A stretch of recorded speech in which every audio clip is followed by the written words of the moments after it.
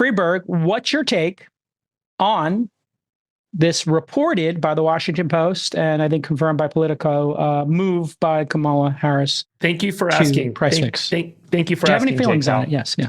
I unequivocally hate socialism. Socialism destroys innovation, destroys productivity, and destroys individual liberties. Agriculture and food markets have insanely competitive dynamics because there are commodity markets, there are tons of competitors. There is no monopoly in making food. There is no monopoly in making CPG products. There is no monopoly in retail. There is no monopoly in grocery stores. It is a small margin, highly competitive, highly fragmented, free market. And the free market works in that everyone is always competing with each other, creating new productivity improvements. And as a result, over time, prices come down, except when the government intervenes and gets involved. So I would argue that the real cause of price inflation in food is not the supposed price gouging by corporate players in the ag and food industry, all of whom are deeply competitive with one another, but rather is the result of the inflation associated with government spending and stimulus coming out of COVID.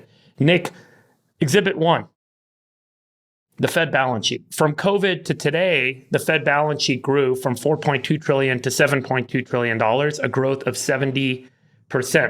The Federal Reserve went out and they bought assets and they issued debt to banks and introduced liquidity into the system. If you go to the next slide, as a result, the M2 money supply increased from 15 trillion to 21 trillion since COVID, a 40% increase. Okay, so now there is more money in the system, so the cost of everything should go up, which is exactly what we've seen. We can walk through a couple of the other commodity price charts from the St. Louis Fed. Here is the price of electricity. As an example, the price of electricity has gone up a little bit less than the M2 money supply. But the truth is, when you start to actually look at ag commodity prices over time, what's happened is there was certainly a boost coming from COVID, but the competition and the challenges in overproduction in the ag markets has started to hit and started to bring prices back down. So here's the price of strawberries. Strawberries today are selling for less than they were pre-COVID. Potatoes are now back to where they were pre-COVID. Now, let me give you some statistics on some of the supposed price gouging companies in the industry. Kraft Heinz stock pre-COVID was $29 a share. Today, Kraft Heinz stock is $34 a share. 2019 revenue of $25 billion, 2023 revenue of $26 billion. EBITDA in 2019 of $6.1 billion, EBITDA in 2023 of $6.3 billion. There's not a lot of profit gouging. In fact, Kraft Heinz has not been able to keep up with the inflation. Starbucks, which we just talked about, their stock was at $90 pre-COVID and today $93.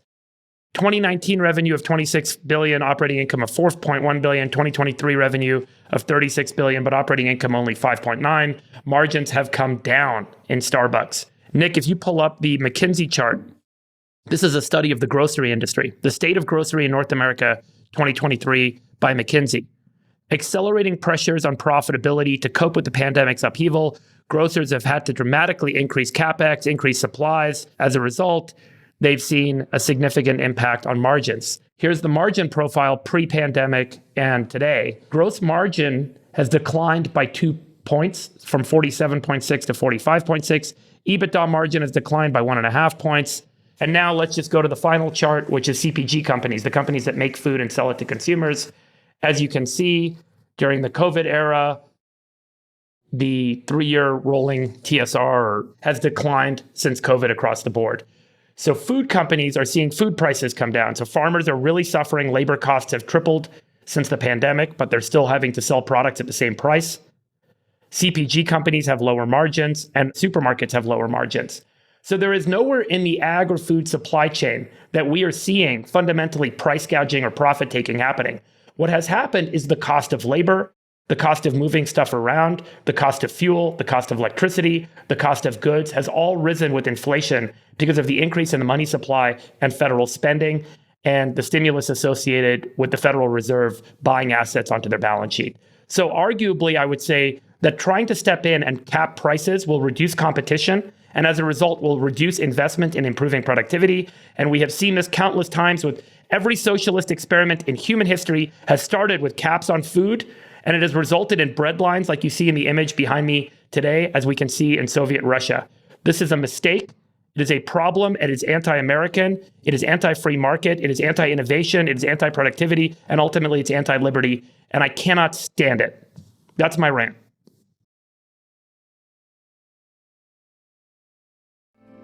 Because the flag still stands for freedom, and they can't take that